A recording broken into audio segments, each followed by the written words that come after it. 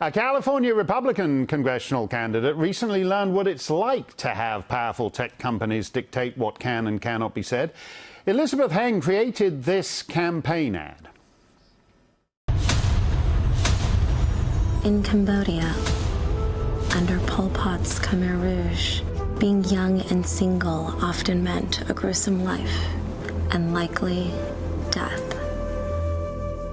They approached my father, and in order to save his life, he said he was about to be married. They asked him, to whom? He pointed to the prettiest girl that he saw, having never spoken to her before. 41 years later, they're still the happiest couple I know. Great things can come from great adversity. Facebook blocked that ad on the grounds that it contained, quote, shocking, disrespectful or sensational content. They've since relented in the face of public backlash. Elizabeth Heng joins us now. Elizabeth, at one level, this is extraordinarily stupid because this is actually your family's story. And Facebook is telling you that you telling your family's story is some kind of hate crime in their wacky world. Yeah, definitely. So I found it incredibly frustrating when I got into the race to run for Congress. A big part of my message is that great things can come from great adversity.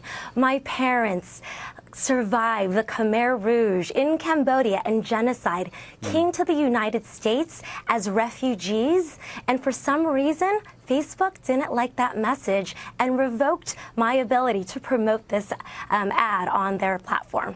Now, the Khmer Rouge, in their mercifully brief time in Cambodia, managed to kill well over 1 million people. I mean, they were butchers. Pol Pot and his allies were butchers on an incredible scale. Do you think it's just that some twit at Facebook, who's got no memory of anything before 2012, thinks that somehow your ad was promoting genocide? Are they really that stupid? No, and we just constantly see how this is an attack from liberal tech companies that continue to go after conservative voices. Right. What I showed were just glimpses of genocide. My family lived through it. For a tech company to be able to say what history lives on, I find highly problematic. Well, that's an absolutely critical point, because the point you're making there is it's not just that Facebook dominates our present and our future, but they're basically unilaterally deciding for themselves what part of the past we're allowed to know about. So, for example, what happened in Cambodia, some social justice pajama boy at Facebook decides that that simply can be erased, and 2.5 billion Facebook users aren't entitled to see it.